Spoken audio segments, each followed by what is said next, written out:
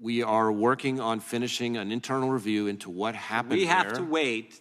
We, the Congress, and the American people have to wait until you do an internal review. It's not a criminal investigation going on here. An internal review before we can talk to the people who wrote this?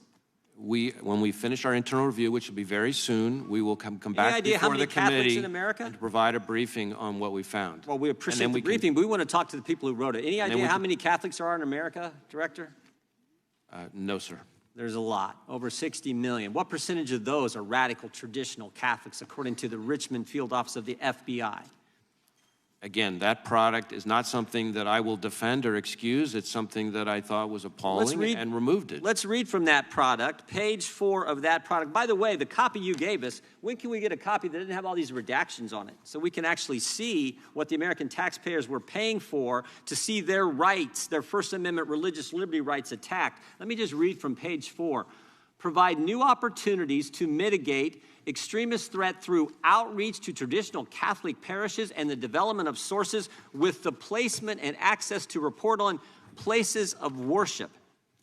That's pretty fancy language for they're trying to put informants in the parish, in the church. That's what this memorandum said, Director, from one of your field offices. And you won't let us talk to the people who did it. Any response to that? I didn't know. I was waiting for the question. No, you think priests should be informants inside the church, Director? We do not recruit, open, or operate confidential human sources to infiltrate, target, report. But that's not what this said. It sounds like you were trying to do it in Richmond, Virginia. No, sir. No, sir. You weren't? This didn't happen? You can assure us that this didn't happen? That product did not, to as best as we can tell, result in any investigative action as a result of it. None.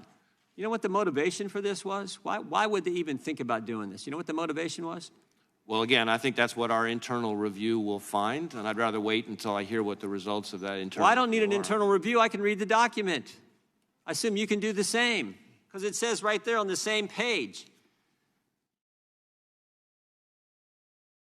Thank you, Mr. Chairman. Director Ray, thank you for being here. I noticed with interest in your written testimony that you said, and I'm quoting you now, the FBI uses all tools available at its disposal to combat domestic terrorism, which now apparently includes the crime of being Catholic.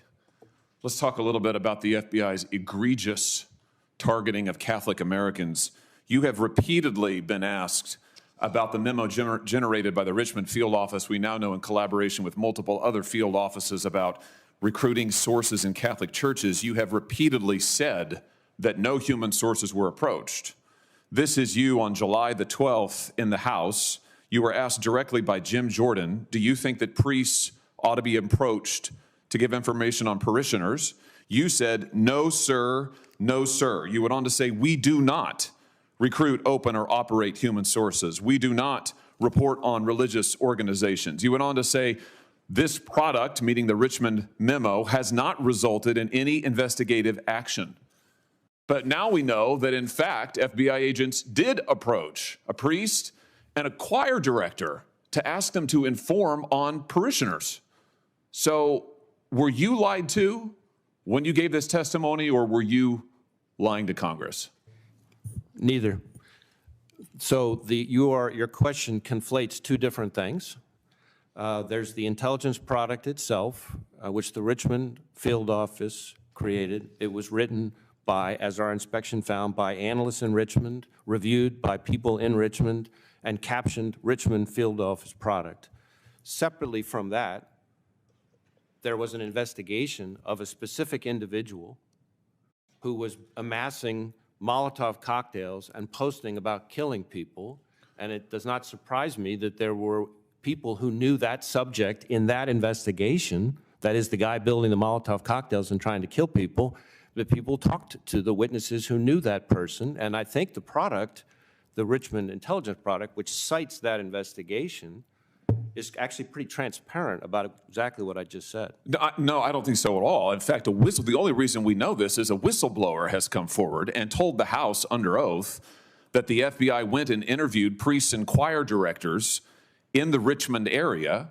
The House goes on to say that the FBI has repeatedly refused to disclose this information. The only reason we know it is because a whistleblower came forward with it. Just like the only reason we know about this memo is because a whistleblower came forward with it. How many other parishes around the country have priests or choir directors been approached? By the way, are Catholic choirs now, are they breeding grounds for domestic terrorism? Is this your latest theory? How many other parishes have FBI agents approached priests and choir directors to ask about parishioners? Look, Senator, we do not and will not conduct investigations based on anybody's exercise of their constitutionally You protected have religion. done so, and your memo explicitly asks for it. Your memo labels traditional Catholics as racially and ethnically motivated violent extremists in need of investigation. You have a list of churches, a list in the memo. You've repeatedly said we don't target churches, we don't list churches. They're listed in the memo. So how many other parishes have you gone to talk to choir directors, for heaven's sake? As I've Know the answer to that question. No, I don't know the answer to that question, but I can tell you that we don't investigate people for their exercise of their constitutionally protected religious expression. I That just can't- particular intelligence product is something that as soon as I saw it, I was aghast. I had it withdrawn. Really, you were aghast. I And- was. oh, really? And Yes, what sir. have you done about it? Did you fire the people who wrote it? No, I had it withdrawn. Have you fired anybody involved in it? Senator, if you would give me a chance to answer That's a your yes or a question. no. It's not hard. Have you fired anyone involved in the writing of that outrageous memo, about which, frankly, you've repeatedly misled the public? Yes or no? The individuals involved in Have that you product fired were not- just a minute, were not found to have engaged in any intentional or bad faith conduct. And in fact, Really? Senator, a number of the individuals answer is no. involved in writing that product in the Richmond office were themselves Catholics. So the notion Oh, I see. that So they were therefore targeting their own faith so they is have a nonsense. get out of jail free card. I see.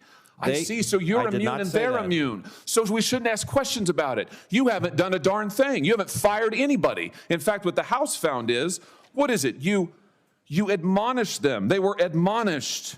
And their respective supervisors were told to engage with the Human Resources Division to ensure that deficiencies are addressed.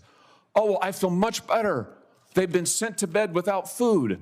Good heavens, Director. This is one of the most outrageous targetings. You have mobilized your division, the most powerful law enforcement division in the world, against traditionalist Catholics, whatever the heck that means. And you're just told us you have not fired a single person. I mean, here, it gets worse. Your Richmond field office, they thought there was nothing wrong with this. The House interviewed the head of the Richmond field office. He testified. It's all here in the public report. I refer you to it, pages 12, 13, 14. He testified he saw no problem with this. He said he thought it was fine. In fact, we have internal memoranda of the members of the field office high-fiving. One peer reviewer, another member of the field office wrote, "I think this is a great product. I really enjoyed the read."